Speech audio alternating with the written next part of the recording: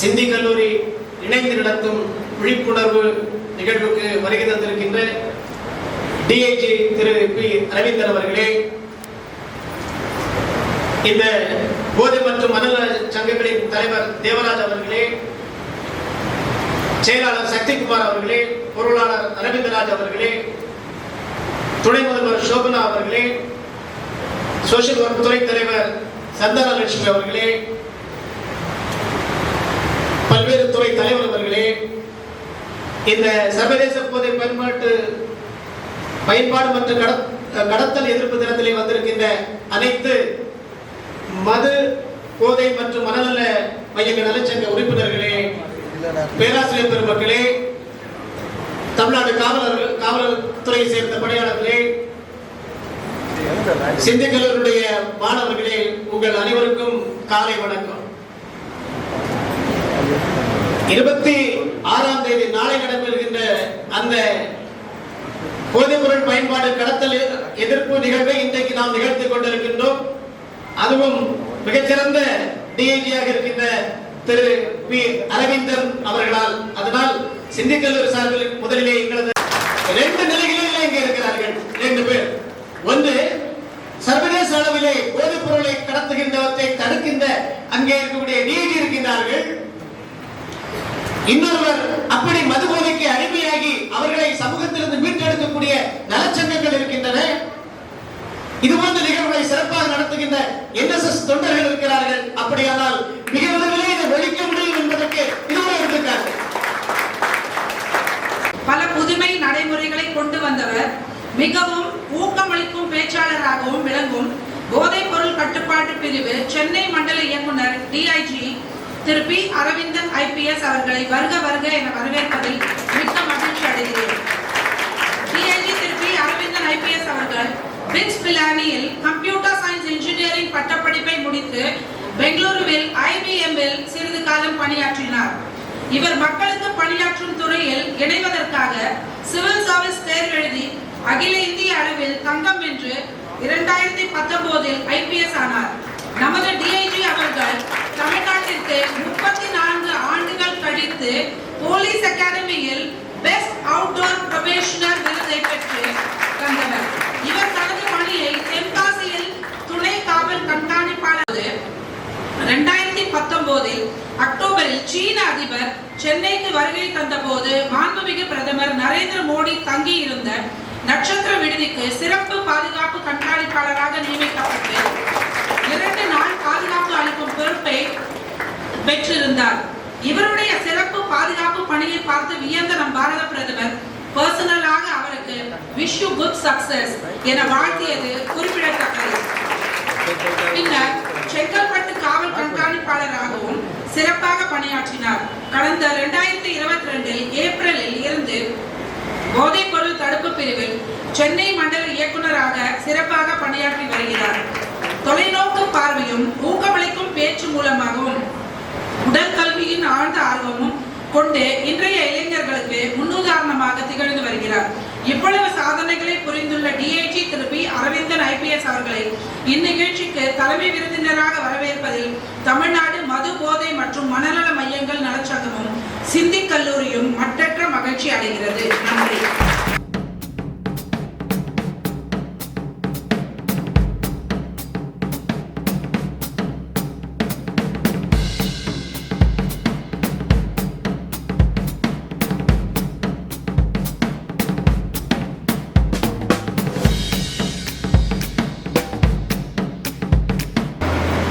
சிந்தி கல்லூரி நிர்வாகம் மற்றும் தமிழ்நாடு மது போதை மற்றும் மனநல மையங்கள் சங்கம் இணைந்து நடத்துவதில் மிகவும் சந்தோஷம் மற்றும் பெருமை கொள்கிறோம்.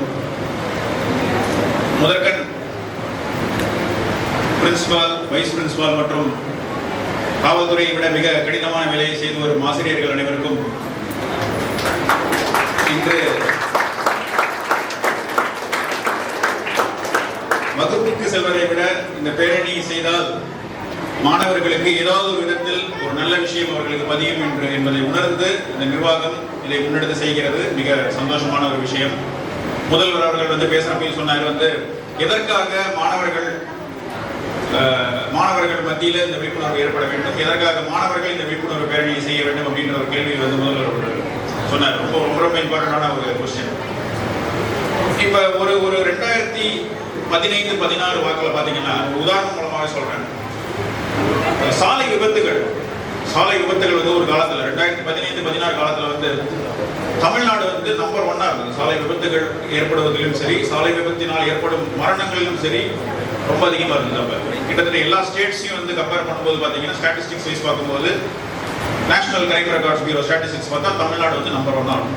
ஸோ அப்போ வந்து காவல்துறை முன்னெடுத்த ஒரு முக்கியமான விஷயம் என்ன அப்படின்னா, அந்த டைம்ல வந்து இளைஞர்களாக இருக்கக்கூடிய நபர்கள் இப்போ போயிட்டு 40 வயசுல இருக்க ஒரு நபர் வந்து 20 வருஷமா வந்து 2 வீலர் ஓட்டிட்டு இருப்பாரு. அவர்கிட்ட ஹெல்மெட் போடுங்க சார், டிராஃபிக் ரூல்ஸ் இது பண்ணுங்க அப்படின்னா அவருக்கு அந்த விஷயம் வந்து புரிந்து அதை அவர் வந்து ஃபாலோ பண்றதை விட அன்னைக்கு 12-13 வயசுல இருக்கக்கூடிய பள்ளிகள் கல்லூரிகளில் இருக்கக்கூடிய மாணவர்கள் மத்தியில் சாலை விபத்து சம்பந்தமான விழிப்புணர்வு வந்து தொடர்ச்சியாக ஏற்படுத்தியதன் மூலமாக இன்று 10 வருஷத்துக்கு அப்புறம் அந்த ரிசல்ட் வந்து நம்ம பார்க்கணும்.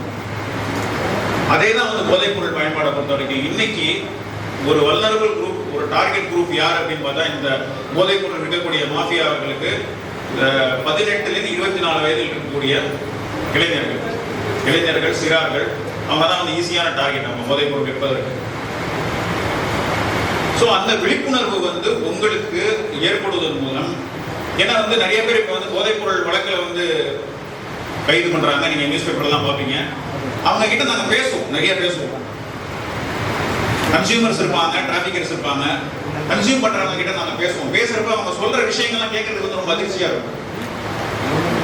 எதற்காக சில விதிகள் நம்மளுக்கு வந்து போட்டிருக்காங்க, எதுக்காக நம்ம வந்து காலேஜ் யூனிஃபார்ம் போட்டு வரணும், எதுக்காக வந்து ரோட்ல போறப்ப லெஃப்ட் சைட்ல போகணும். ஏன்னா அது ஒரு ஹார்மோனியஸ் லிவிங் இல்லையா? நீங்க இந்த பக்கம் லெஃப்ட் சைட்ல போனாதான் அவர் அங்க எதிரிலிருந்து வர்றவர் அவரோட லெஃப்ட் சைட்ல வருவார். 2 பேருக்கும் கொலிஷன் ஆகாம இருக்கும். அவரும் பத்திரமா போய் சேருவார், நீங்களும் பத்திரமா போய் சேருவீங்க. அது மாதிரியான சில விதிகள் நம்ம வந்து ஒரு சொசைட்டி சரி, நம்மளுக்கும் சரி, ரூல்ஸ் மட்டும் இல்ல, விதிகள் ஜெனரல் ஹார்மோனியஸ் லிவிங்க்கு சில விதிகள் இருக்கு. ஸோ அந்த விதிகளே உங்களுக்கு புரியாம இருக்கு. ஏன் சார் நான் வந்து இட்டினோண்டு ஒரு கஞ்சா பயன்படுத்துறதுனால என்ன ஆக போகுது அப்படின்னு ஒரு கேள்வி கேட்கிறாங்க. நியாயமான கேள்வியா? அதாவது நீங்க வந்து ஒரு 500 ரூபாயோ 1000 ரூபாயோ கொடுத்து ஒரு போதை வஸ்து இல்லீகல் கவர்மெண்டால் தடை செய்யப்பட்ட ஒரு போதை வஸ்து வாங்கும்போது அந்த போதை வஸ்து எங்கிருந்து உற்பத்தியாகி வருகிறது,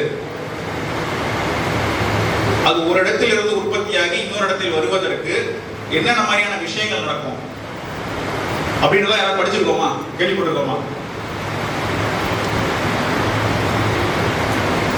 கஞ்சாங்கிற போதைப் பொருள் பத்தி நிறைய நியூஸ்ல பார்த்துட்டு இருக்கீங்க. கஞ்சா போதைப் பொருள் இங்க குடிக்கிறாங்க, அங்க குடிக்கிறாங்க. ஆந்திரா ஒடிசா பார்டர்ல வந்து தயாரிக்கிறாங்க.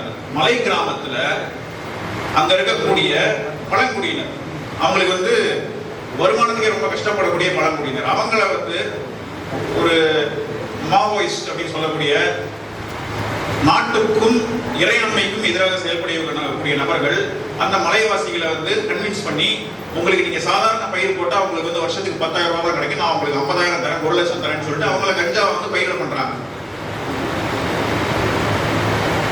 1 லட்சம் அவங்க கொடுக்குறான் அப்படின்னா அதை அறுவடை செய்து அவன் எடுத்துட்டு வந்து வித்து அதுல என்ன காசு வரும்? நீ கடைசியில கடைக்கோடியில நீ வந்து ஒரு 1000 ரூபாய் கொடுத்து 500 ரூபாய் கொடுத்து நீ அதை வாங்குற. ஆனா இந்த வணிகத்தின் மூலம் கண்ணாப்பினான பணம் சம்பாதிக்கக்கூடிய நபர்கள், நாட்டின் இறையாண்மைக்கு எதிராக இருக்கக்கூடிய நபர்கள் சம்பாதிக்கிற பணம் என்ன ஆகுது கடைசியில? பேப்பர் படிக்கிறீங்க இல்லையா? சத்தீஸ்கர், ஜார்க்கண்ட், ஒரிசா மாதிரியான மாநிலங்கள்ல இன்னமும் சிஆர்பிஎஃப் போலீஸ்க்கு எதிராக மாவோயிஸ்டுகள் தாக்குதல் நடத்திட்டு இருக்காங்க. துப்பாக்கி தாக்குதல், வெடிகுண்டு தாக்குதல், எல்லா தாக்குதலும் நடக்குது. எங்க இருந்து வருது அந்த பணம்? அவங்களுக்கு எங்கேருந்து கிடைக்குது பணம்? ஃபோர்ஸ் அந்த பழங்குடியினர்கள் வந்து பிரெயின் வாஷ் பண்ணி ரெக்ரூட் பண்ணி மாவோயிஸ்டா கன்வெர்ட் பண்றதுக்கும், துப்பாக்கிகள் வாங்குறதுக்கும், வண்டி வாங்குறதுக்கும், எல்லாருக்கும் உணவுப் பொருள் வாங்குவதற்கும் எங்கிருந்து கிடைக்கிறது அவர்களுக்கு பணம்?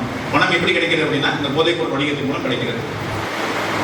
அதனால கடைக்கோடியில நான் வந்து செய்யக்கூடிய ஒரு சின்ன விஷயம் யாருக்கு பாதிப்பு வருது அப்படின்னா, நீங்க வாங்குற அந்த போதைப் பொருளோட விலை ஒரு தோட்டாவின் விலை, ஒரு கான்ஸ்டபிள் மேல் அவன் ஏவக்கூடிய ஒரு தோட்டாவின் விலை, நீ வாங்கக்கூடிய போதைப் பொருளோட விலை.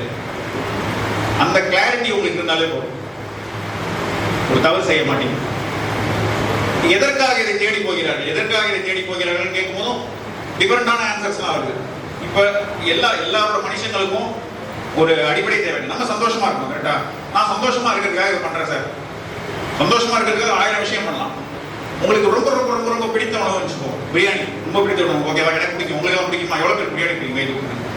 ஓகே, எல்லாருக்கும் பிரியாணி பிடிக்கும். நிறைய பேர் மெஜாரிட்டி. உங்களுக்கு காலையில பிரியாணி, மத்தியானம் பிரியாணி, நைட்டு பிரியாணி சாப்பிடுவீங்களா? சில பேர் கொஞ்சம் பேர் இருந்தாலும் கஷ்டப்பட்டு சாப்பிடலாம். சரி, நெக்ஸ்ட் டே அதே மாதிரி திரும்ப அடுத்த நாள் அதே பிரியாணி, காலையில மத்தியானம் நைட்டு. 3வது நாள், 4வது நாள், 5வது நாள் பண்ண முடியுமா? பண்ண முடியாது. ஏன்? ரொம்ப பிடித்த உணவு, நாக்குக்கு ரொம்ப பிடித்த உணவு, அறுசுவை சாப்பிடும் போது அப்படியே சொர்க்கமே தெரியுது. ஆனா ஏன் அதை வந்து கண்டினியூஸா பண்ண முடியல உங்களால? ஏன்னா உங்கள் உடம்பு ஒத்துக்கொள்ளாது. உங்கள் உடம்பு, மூளை, மனது ஒத்துக்கொள்ளாது. எவ்வளவு பெரிய அமிர்தமா இருந்தாலும் அளவுக்கு மிஞ்சினால் அது நெஞ்சுதான், இல்லையா? அதே மாதிரிதான் ஒரு விஷயம் உங்களுக்கு உடம்புக்கு ஒத்துக்கொள்ளாது, மனசுக்கு ஒத்துக்கொள்ளாது, மூளைக்கு ஒத்துக்கொள்ளாத ஒரு விஷயத்தை நீங்கள் உட்கொள்வதன் மூலம் உங்கள் உடம்பு பாதிக்கப்படுகிறது. முதல் டைம் எடுக்கும்போது இருக்கும், ஒரு எஃபெக்ட் இருக்கும். 2வது டைம் எடுக்கும்போது எஃபெக்ட் இருக்கும். 3வது டைம் எடுக்கும்போது அந்த எஃபெக்ட் இருக்காது உங்களுக்கு. ஆனா அந்த டேஸ்ட்டுக்கோ இல்ல அந்த ஸ்மெல்லுக்கோ இல்ல அந்த ஒரு ஹேபிட்டுக்கோ நீங்க வந்து ஆட்டோமேட்டிக்கா அடிமையிடும். ஒரு ஒரு சினிமா வரும், ஒரு சினிமாவில் ஒரு சீன். அதாவது ஒருத்தங்க வந்து அந்த இடத்து ஒரு பழக்கத்தை விடணும் ட்ரை பண்றான். ஆனா ஒரு நாளும் சாயங்காலம் வேலை முடிச்சுட்டு வரும்போது அந்த கடையை கிராஸ் பண்ணும்போது அவனுக்கு அது ஞாபகம் வருது. எவ்வளவு கஷ்டப்பட்டு பண்ண முடியல. ஏன்? அது வந்து ஹேபிட்ல, உங்களோட மைண்ட்ல ஹேபிட்ல அது ஃபார்ம் ஆயிடுச்சு. நீங்க யோசிச்சு பாருங்க, நாளைக்கு காலையில நீங்க ஷூ போடும்போது எல்லாருக்குமே ஒரு விதமான ஹேபிட் இருக்கும். சில பேர் வந்து லெஃப்ட் சைடு ஷூ ஃபர்ஸ்ட் போடுவாங்க, சில பேர் ரைட் சைடு ஷூ ஃபர்ஸ்ட் போடுவாங்க. அது உங்களுக்கு தெரியாது. ஆனா நீங்க டெய்லி ஒரே மாதிரி தான் பண்ணிட்டு இருப்பீங்க. அது டெய்லி நீங்க சாப்பிடுறீங்க இல்ல தூங்கி எழுந்திருக்கீங்க அப்படின்னா ஒரு set of pattern, set of habits வந்து உங்களுக்குள்ள இன்கிரேன் ஆகும். அந்த ஹேபிட்ஸை வந்து இது ரொம்ப ரொம்ப ரொம்ப ரொம்ப மோசமாக உங்களோட ஹேபிட்ஸை வந்து மாற்றக்கூடிய விஷயங்கள் தான் இந்த ட்ரக்ஸ். அதனால தான் வந்து சில ட்ரக்ஸ் வந்து ஹேபிட் ஃபார்மிங் ட்ரக்ஸ்னே சொல்லுவாங்க. ஏன்னா அது ஒரு ஹேபிட். நான் தினசரி 4 மணிக்கு அதை எடுக்கணும் அப்படின்னு எடுத்தே ஆகணும். எடுக்க முடியாட்டி அவ்வளவுதான், அன்னைக்கு அந்த நாள் ஓடாது. அதுலேருந்து ஒரு மனிதனை வெளில கொண்டு வர்றது எவ்வளவு கஷ்டம்.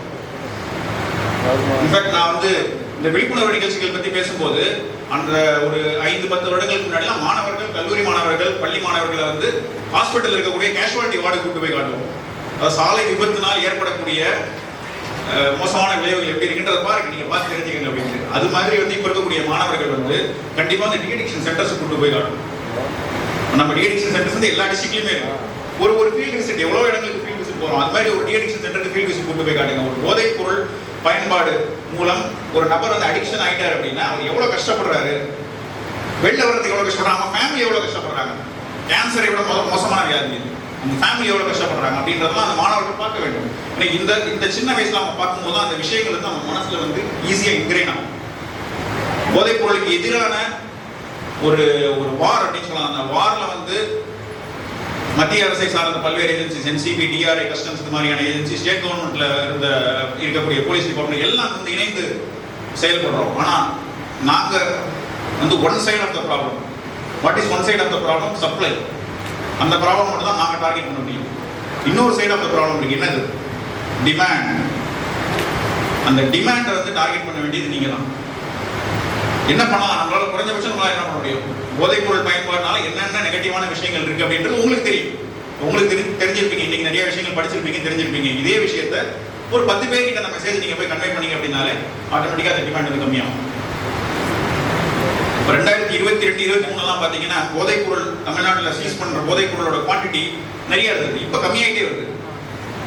ஏன் கம்மியாயிட்டே வருது அப்படின்னு பாத்தீங்கன்னா, எவ்வளவு போதைப் பொருள் சீஸ் பண்றோமோ அதை விட போதைப் பொருள் கடத்தக்கூடிய நபர் எந்த மாதிரியான நபர்களை கைது பண்றோன்றது முக்கியமாயிடுச்சு. நாகப்பட்டினம் டிஸ்ட்ரிக்ட் கேள்விப்பட்டிருப்பீங்க. அதுல கேள்விப்படாத ஒரு ஊர், ஏதோ ஒரு ஊர்ல இருக்கக்கூடிய நபர் ஒருத்தர் வந்து போதைப் பொருள் வித்து 7 கோடி அளவு சொத்து சம்பாதிச்சிருக்காரு. அந்த சொத்துக்கள் அனைத்தையும் பறிமுதல் பண்ணிருக்காங்க.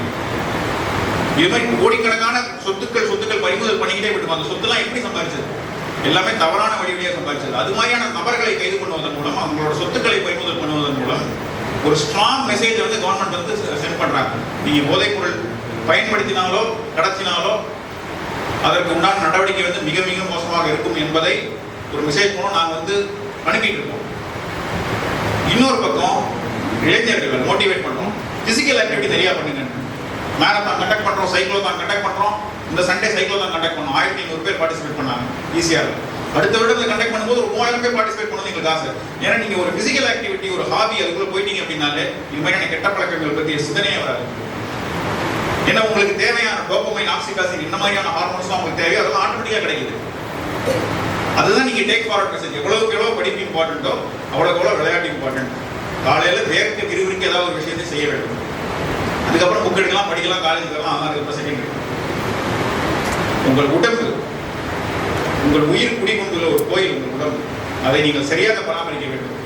அதுக்கு உண்டான மரியாதையை நீங்கள் கொடுக்க வேண்டும். 20 வயசு 25 வயசுல தெரியாது உங்களுக்கு. நீங்க என்ன பண்ணலாம், நைட் 2 மணி நேரம் தூங்கி கூட அடுத்த நாள் காலேஜ் வரலாம், ஒன்றும் தெரியாது. அதோட எஃபெக்ட்லாம் எப்போ தெரியும்? 40 வயசுக்கு மேலே தான் தெரியும் உங்களுக்கு. போய் பாருங்க, ஹாஸ்பிட்டல்ஸ்ல போய் பாருங்க எவ்வளவு கூட்டங்கள் இருக்கு, என்னென்ன வியாதிகள் இருக்கு அப்படின்னு சொல்லிட்டு. அதனால் உங்கள் உடம்புக்கு மேல் நீங்கள் மரியாதை கொடுக்க வேண்டும். உங்கள் உயிருக்கு மேல் நீங்கள் மரியாதை கொடுக்க வேண்டும். இந்த சமுதாயத்தின் மேல் நீங்கள் மரியாதை கொடுக்க வேண்டும். அந்த சமுதாயத்தின் மேல் நீங்கள் மரியாதை கொடுத்து நீங்கள் உணர வேண்டும். இன்னைக்கு நான் ஒரு நிலைமையில இருக்கேன், ஒரு காலேஜ்ல வந்து படிக்கிறேன், எனக்கு தேவையான வசதிகள் அனைத்தும் இருக்கு, காலேஜ் முடிச்சுட்டு போனப்போ நான் வேலைக்கு போக முடியும், சேஃப்டியா போறேன் அப்படின்னு அதுக்கு காரணம் இந்த சமுதாயம் இருக்கு. அந்த சமுதாயத்துக்கு நாம் செய்யக்கூடிய ஒரு சின்ன விஷயம் என்ன? போதைப்பொருள் பயன்படுத்தாமல் இருப்பது, போதைப்பொருள் பயன்படுத்துவதால் ஏற்படும் பாதிப்புகளை மற்றவங்களுக்கு சொல்வது, அவ்வளவுதான். அது பண்ணீங்கனாலும் போதும். இன்னைக்கு நம்ம ஆரம்பிச்சிருக்க விஷயம் 2021, 22 ஆரம்பிச்சிருக்க விஷயம் இமீடியட்டா ரிசல்ட் தெரியாது. ரிசல்ட் தெரியறதுக்கு 10 வருஷம் ஆகும். அந்த ரிசல்ட் தெரியறதுக்கு எங்களோட ரெஸ்பான்சிபிலிட்டி, உங்களோட ரெஸ்பான்சிபிலிட்டி ரொம்ப ஜாஸ்தியா இருக்கு. அதனால் இந்த போரில் எங்களுக்கு உறுதுணையாக நீங்கள் அனைவரும் இருப்பீர்கள் என்று சந்தோஷமாக நான் இன்று அறிந்து கொண்டு என் உரையை முடிக்கிறேன். நன்றி, வணக்கம். நான் போதை பழக்கத்திற்கு ஆளாக மாட்டேன். மேலும் எனது குடும்பத்தினரையும் நண்பர்களையும் போதை பழக்கத்திற்கு ஆளாகாமல் தடுத்து அவர்களுக்கு அறிவுரைகளை வழங்குவேன். போதை பழக்கத்திற்குள்ளானவர்களை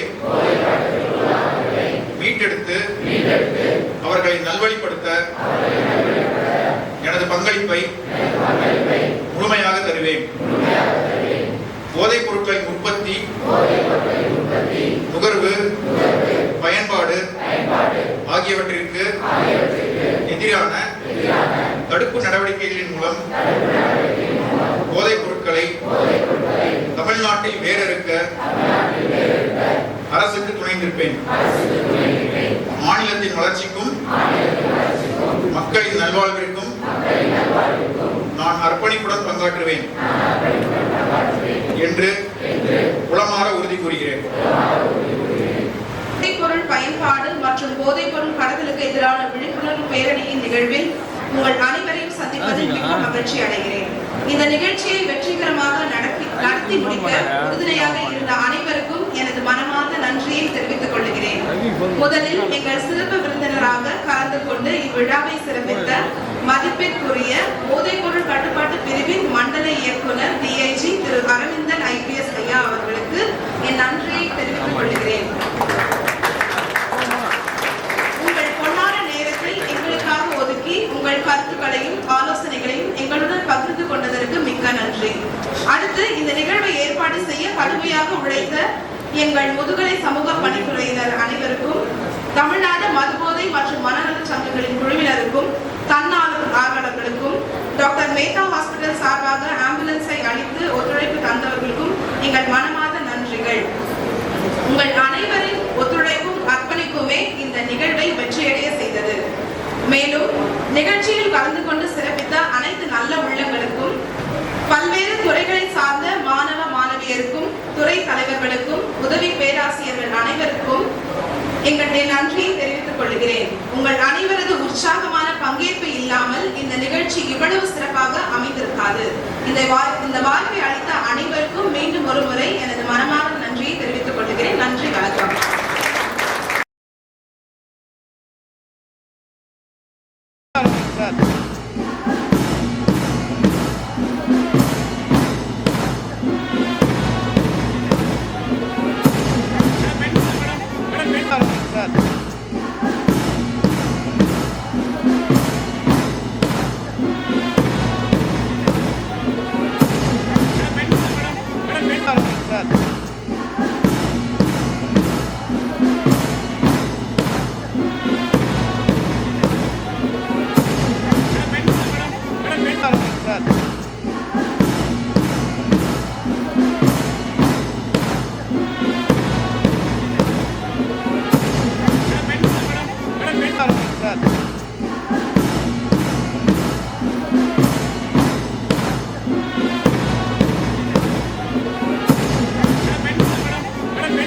Sir.